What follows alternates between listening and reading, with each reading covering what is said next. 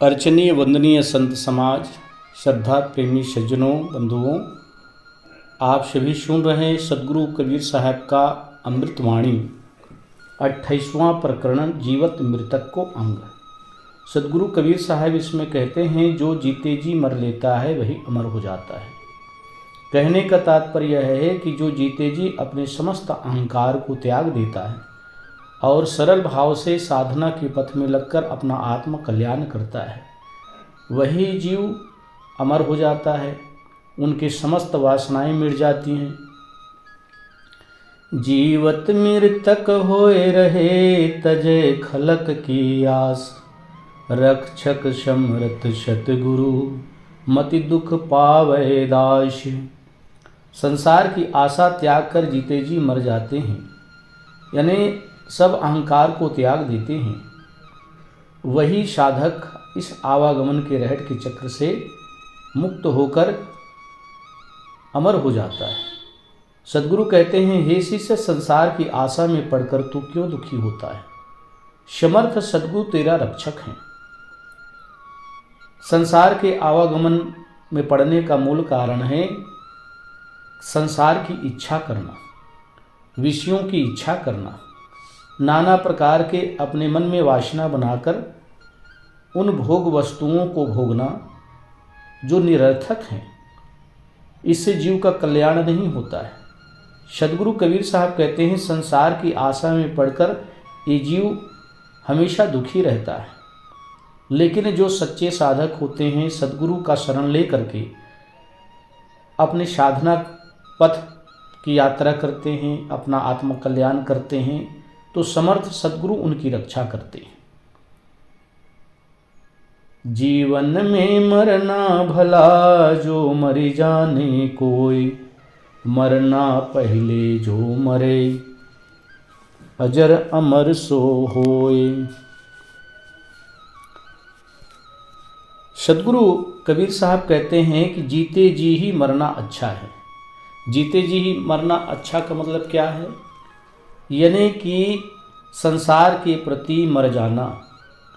इच्छाएं, कामनाएं, वासनाएं, ये संसार की वस्तुओं को पाने एवं भोगने के कारण बनती है और इसी कारण से जीव हमेशा दुखी रहता है। हम कोई चीज़ की इच्छा रखते हैं और पूर्ण नहीं होता, हम दुखी होते हैं। सांसारिक व्यवहार के पचड़े में फंसकर हम दुखी होते हैं। कोई हमें अच्छा कहता है, कोई हमें बुरा कहता है। इसमें हम हमेशा मन जो है दुख उठाते रहता है, दुख सहन करता है। कोई हमारी बुराई कर दिया, हम दुखी हो गए। कोई हमारी प्रशंसा कर दिया, हम सुखी हो गए, हमारा मन खुल गया। इसी प्रकार से संसार की चाहना से ही ये जीव हमेशा दुखी और कष्ट में रहता है। सदगुरु कबीर साहब कहते हैं, जो संसार की इच्छाओं को त्याग देता है वही जीते जी मरना है। और साहब कहते हैं, जीते जी मरना ही अच्छा है। यदि कोई मरना जाने तो मरने के पहले ही जो मर लेता है वह अजर अमर स्वरूप स्थिति मोक्ष को प्राप्त हो जाता है। शरीर रहते रहते जिनके समस्त अहंकार समाप्त हो गए, वे वासना विजयी ही जीवन मुक्त होते हैं। आप सबको पहले भी प्रवचन में बताया गया है कि वासना का त्याग करने से ही जीव आवागमन से मुक्त होता है। वासना का धीरे धीरे त्याग करें और इस मन को अपनी आत्मा में लगाएं। जब हम अपनी आत्मा को मन में लगाते हैं तो संसार की इच्छाएं खत्म हो जाती हैं, संसार की कामनाएं छूट जाती हैं। इसलिए सदगुरु कबीर साहब कहते हैं, वही साधक अजर अमर स्वरूप स्थिति को प्राप्त होता है, जो जीते जी संसार की इच्छाओं को, आशाओं को त्याग देता है। उसी को जीते जी मरना कहते हैं। मन को मृतक देख के, मति माने विश्वास, साधु तहाँ लो भय करे, जो लो पिंजर श्वास। मन को मृतक शांत देखकर यह विश्वास ना करो कि वह अब धोखा नहीं देगा। हमारा मन ही तो धोखा देता है। हम सोचते हैं कि हमारा मन मर गया, हमारा मन शांत हो गया। साहब कहते हैं, अपने मन को शांत होते देखकर कभी विश्वास मत करो, क्योंकि यह मन कभी भी धोखा दे सकता है। असावधान होने पर वह पुनः चंचल हो जाता है। इसीलिए विवेकी संत मन से तब तक भय रखकर सावधान रहते हैं जब तक शरीर में श्वास चलता है। सदगुरु कबीर साहब जो है यहाँ पर कहते हैं कि जब तक शरीर में श्वास है तब तक मन पर विश्वास मत करो और मन से सतत सावधान रहो। मन को संसार से समेटकर अपने आत्मा में लगाओ, अपने आत्मा स्वरूप में स्थित करो। क्योंकि यह साधना थोड़ा कठिन है, परंतु धीरे धीरे अभ्यास करते करते यह मन स्वरूपस्थ हो जाता है। जिस उद्देश्य के लिए हमें मानव जीवन मिला है, स्वरूप स्थिति को प्राप्त करने के लिए, अगर यही काम मन ना करे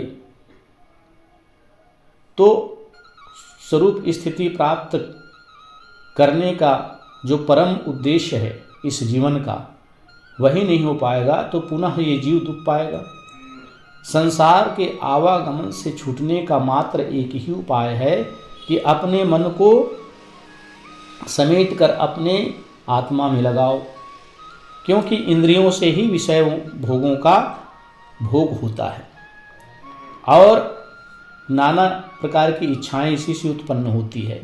इसलिए सद्गुरु कहते हैं कि मन को शांत अर्थात मृतक देखकर विश्वास मत करना कि यह शांत हो गया। यह तो कभी भी चंचल हो जाता है, क्योंकि मन का स्वभाव ही है अत्यंत चंचल, और इस चंचलता के कारण ही ये बहुत दुख और कष्ट पाता है। इसीलिए सद्गुरु सतत सावधान करते हैं, जब तक शरीर में श्वास है तब तक मन को सतत सावधान रखो, मन पर विश्वास मत करो। मन को हमेशा गुरु भक्ति में, स्वरूप स्थिति में, भजन में हमेशा लगाए रखो। मैं जानू मन मरी गया, मर के हुआ भूत, मुँह पीछे उठिला लगा, ऐसा मेरा पूत।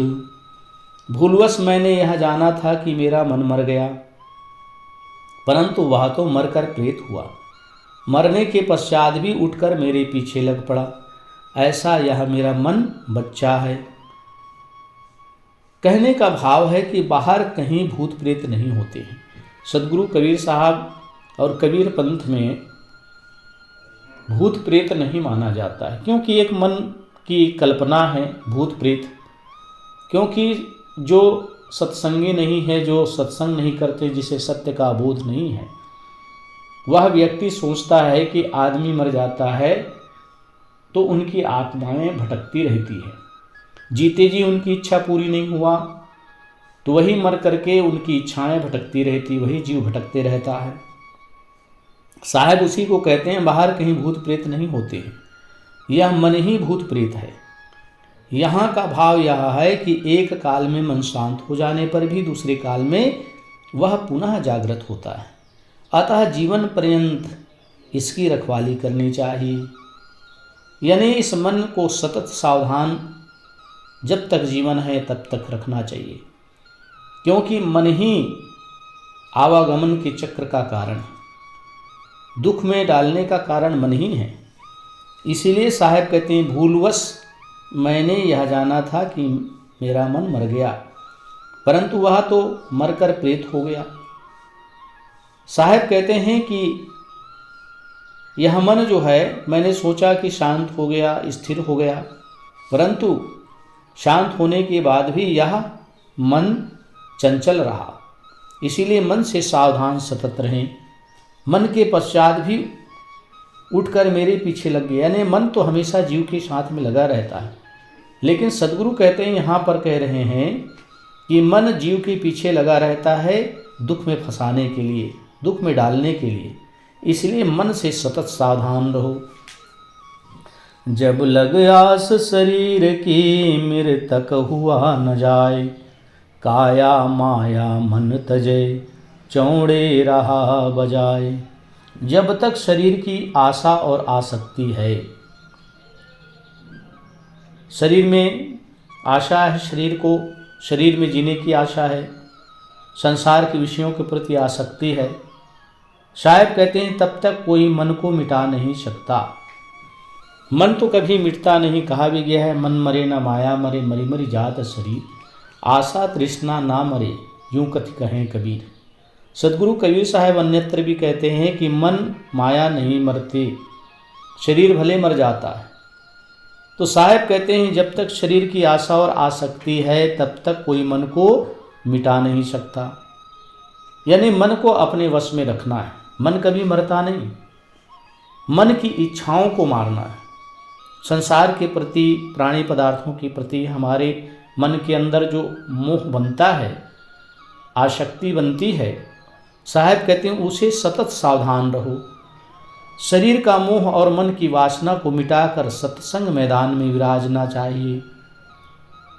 शरीर की आसक्ति, शरीर का मोह, आज संसार में शरीर के मोह के कारण ही आदमी कितना दुखी होता है।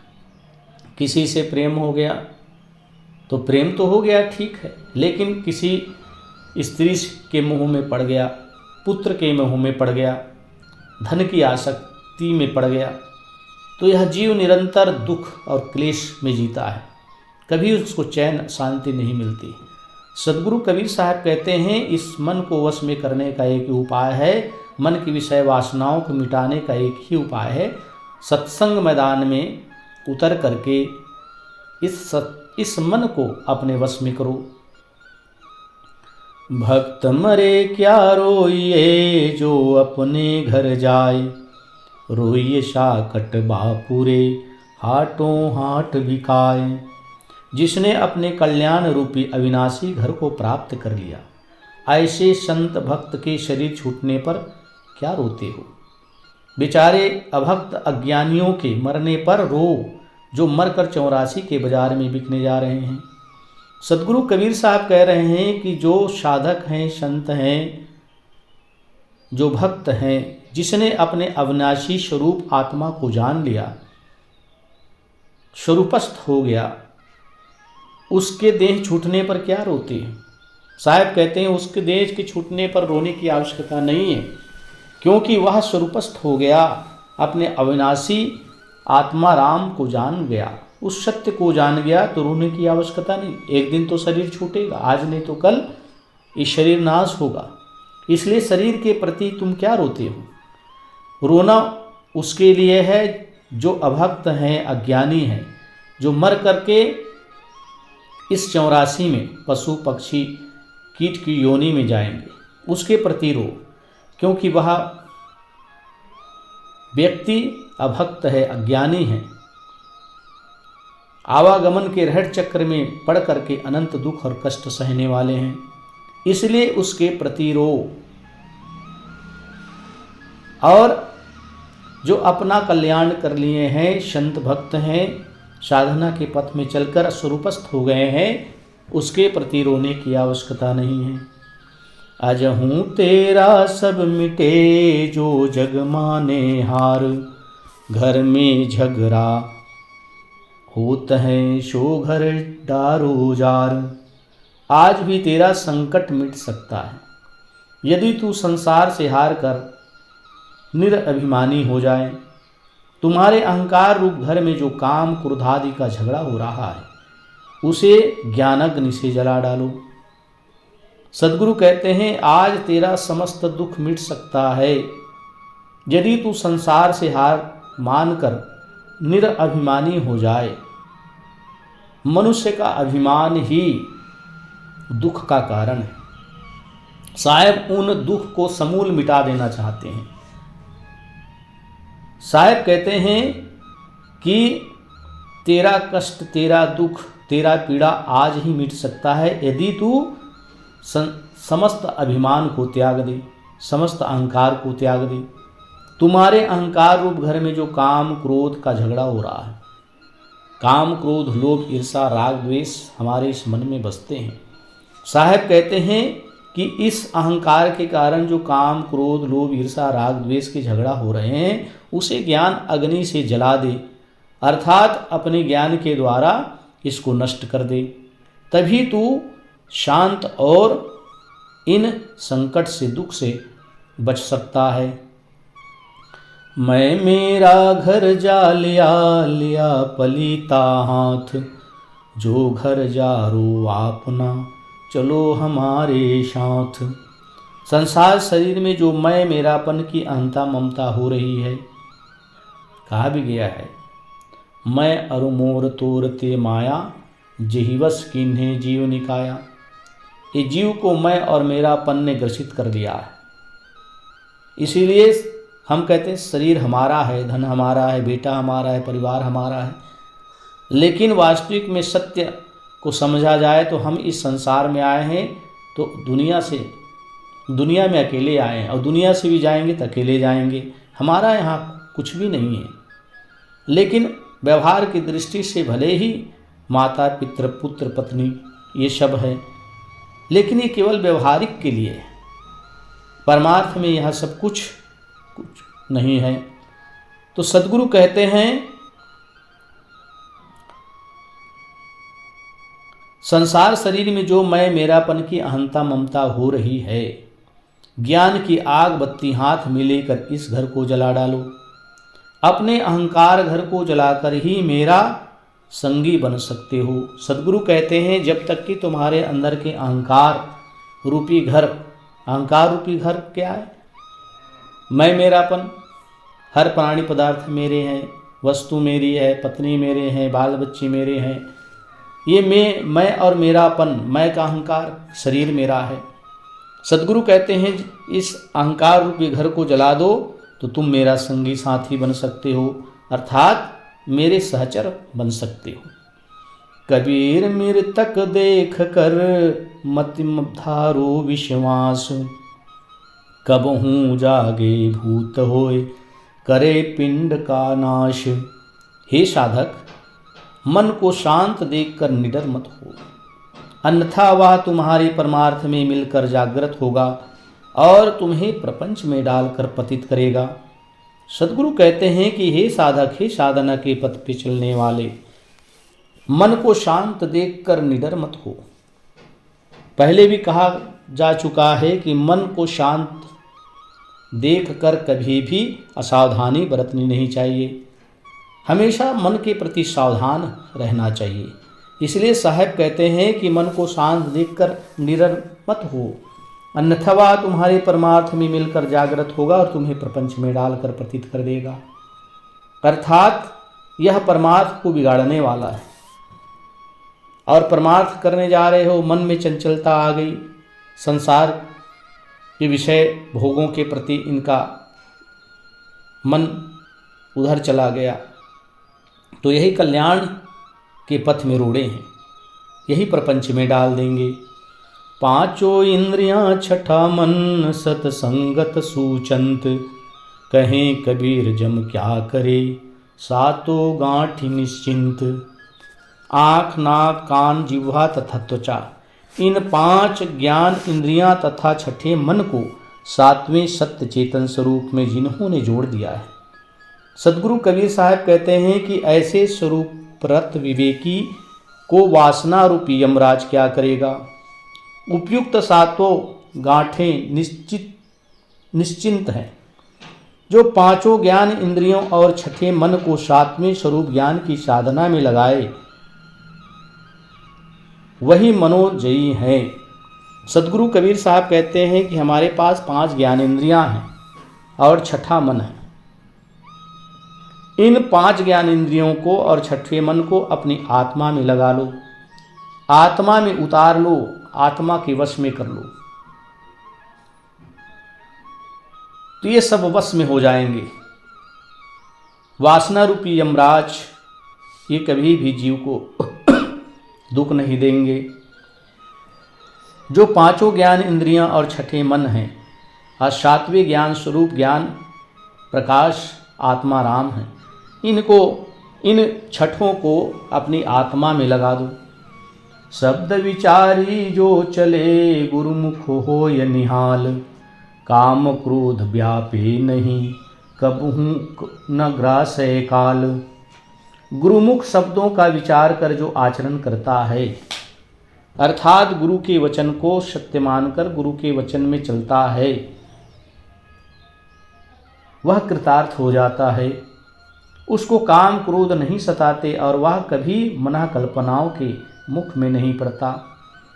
कहने का तात्पर्य है कि जो भक्त, जो संत गुरुमुखी होकर गुरु के शब्दों को विचार कर अपने जीवन में धारण कर साधना के पथ में चलता है, उसको किसी भी प्रकार से काम क्रोध लोभ ईर्षा राग द्वेष मना कल्पनाओं रूपी वासनाएं कभी सताती नहीं, उसके मुख में नहीं जाते हैं। क्योंकि जो साधना में रत हैं, स्वरूपस्थ हैं, जिसने गुरु के वचन को जीवन में धारण कर अपने आत्मा को प्राप्त कर लिया, अपने स्वरूप को प्राप्त कर लिया, वह नाना प्रकार के कल्पनाओं के जाल में नहीं पड़ते। सुर सती का सहल है घड़ी एक का घमासान, मरे न जीवे मर जीवा धमकत रहे मशान। शूर और सती का सरल है, एक ही घड़ी का उनका युद्ध है, परंतु साधक को न मरना है न जीना है, बल्कि काम क्रोधादि को ज्ञान के शमशान में रात दिन जलाकर भस्म करते रहना है। साहब कहते हैं शूर उनका युद्ध और सती का सती होना वो तो एक ही बार होता है, एक ही घड़ी का उनका युद्ध होता है। परंतु साधक को न मरना है न जीना है, बल्कि निरंतर जब तक शरीर है तब तक काम क्रोध मोह लोभ ईर्षा से उसको लड़ना पड़ता है। और इन्हीं काम क्रोध को, ईर्षा को, राग द्वेष को, मोह को शमशान में रात दिन उसको जलाना पड़ता है। और रात दिन जलाए बिना, भस्म किए बिना मन कभी शांत भी नहीं हो सकता। इसलिए सद्गुरु कहते हैं सूर और सती का सरल है, एक ही घड़ी का उनका युद्ध है। अर्थात एक ही घड़ी में उनका जीवन है, परंतु साधक जो है उसको तो पूरे जीवन साधना करना पड़ता है। इसलिए सतत मन से सावधान रहो और इस मन को अपनी आत्मा में लगाकर अपना कल्याण करो, सद्भक्ति करो। यही जीवन का परम उद्देश्य है।